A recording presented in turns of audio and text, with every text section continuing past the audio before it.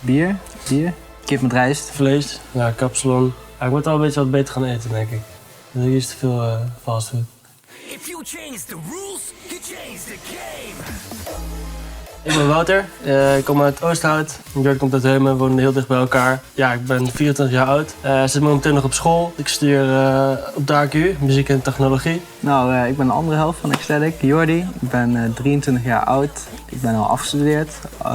Ik deed multimedia design op Avans in Den Bosch. En momenteel werk ik als front-end developer en designer. En dan doe ik part-time naast mijn werkzaamheden voor Ecstatic. Onze eerste ontmoeting was op de middelbare school. In de eerste. Daar kwamen we bij elkaar in de klas. Toen is Wouter eens een keer hardstyle gaan maken. Is dat naar mij gestuurd. En, Toen kwam je even bepalen. Toen kwamen we met elkaar in contact. Toen zijn we een keer de studio ingedoken. Of de studio, de kamer.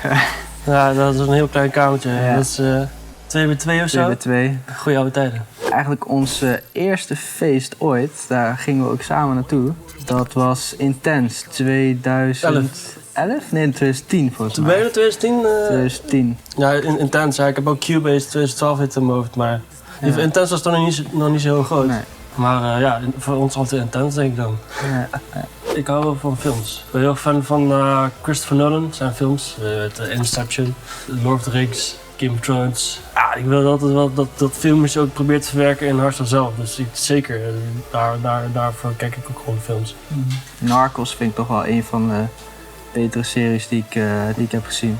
We hadden nog zo'n Narcos... een Narcos-trekje. We hadden zelfs een nummer gemaakt gebaseerd op het thema van Narcos. Toen hadden we die nog gepitcht bij de Tweeka's, maar die zagen daar volgens mij geen potentie in. Eetje. Dan loop ik al vast. Ik luister alleen hardstyle.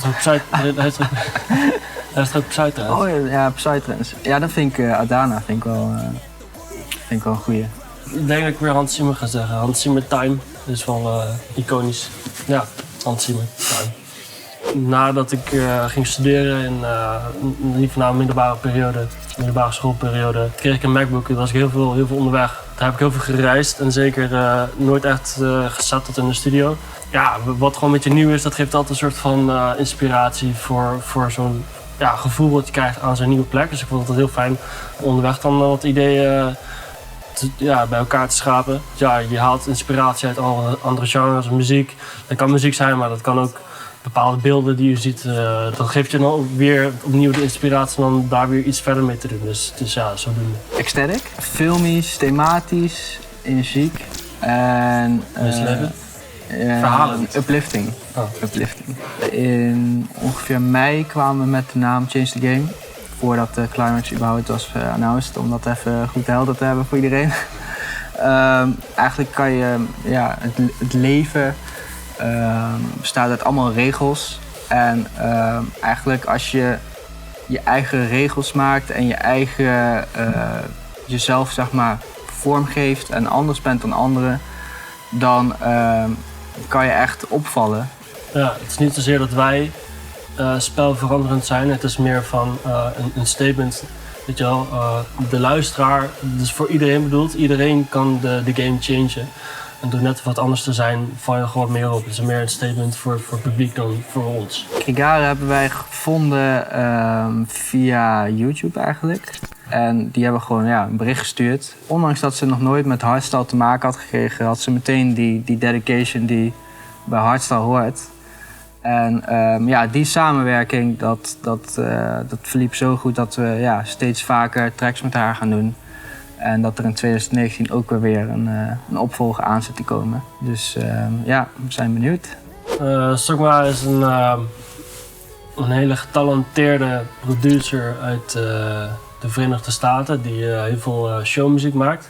En wij dachten dat hij de perfecte kandidaat was om remix te maken voor een track. En eigenlijk werd dat al meteen, dachten we, een Underground is wel een goede voor hem. En hij heeft dat ook heel op zijn eigen manier en uniek aangepakt. En helemaal zijn steltje. En ik denk dat het een mooie toevoeging is op het album. Het hoeft niet altijd met tekst, maar het kan ook gewoon, echt gewoon met pure muziek. En ik denk dat dat ook ons sterk maakt als act. Dus ja, dat je dat dan vaker terug hoort in onze tracks is logisch. Want dat is onderdeel van Ecstatic. Oeh, ja, kapsalon kan er altijd wel in. Sushi vind ik tegenwoordig ook wel lekker. Kip met rijst. Vlees, ja, kapsalon. Ja, ik moet wel een beetje wat beter gaan eten, denk ik. Hier is te veel fastfood. Bier. Tegenwoordig wel een speciaal biertje, wel lekker. Ja, oké, in de winter.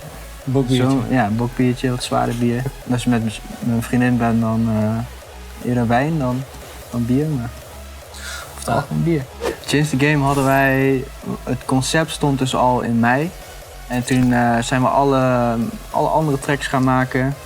En als laatste hebben we Change the Game gefinished. Ja, dit nummer moet dan alles omvatten wat de rest van de tracks dan moeten zijn. Dus dan leg je de lat al heel hoog en dan heb je een melodie gemaakt en dan denk je, ja, dat is wel best wel vet. Maar ja, dat is nog niet goed genoeg voor Change the Game. Ja. Dus hij heeft een beetje lang mee lopen pielen, maar uiteindelijk is het wel goed gelukt. Ja. Omslagpunt? Een omslagpunt. Omslagpunt? Spelverbeterend. Filmisch, energiek. Dus kijk. Beetje grimmig. Grimmig. Ja, een beetje grimmig. De hardcore track die is eigenlijk ontstaan voor de live act die we deden op de Continent. Wij vonden het gewoon vet om ook gewoon onze sound naar 170 bpm te zetten en kijken wat er dan gebeurt. Live krijgen we er ook hele goede reacties op. Dus op zich is dat wel, is wel gewoon. Ja, dat was gewoon even een test om te kijken hoe komt onze sound tot recht in een ander BPM. En we wilden even kijken of we dat konden. En we wilden gewoon even een hardcore track maken.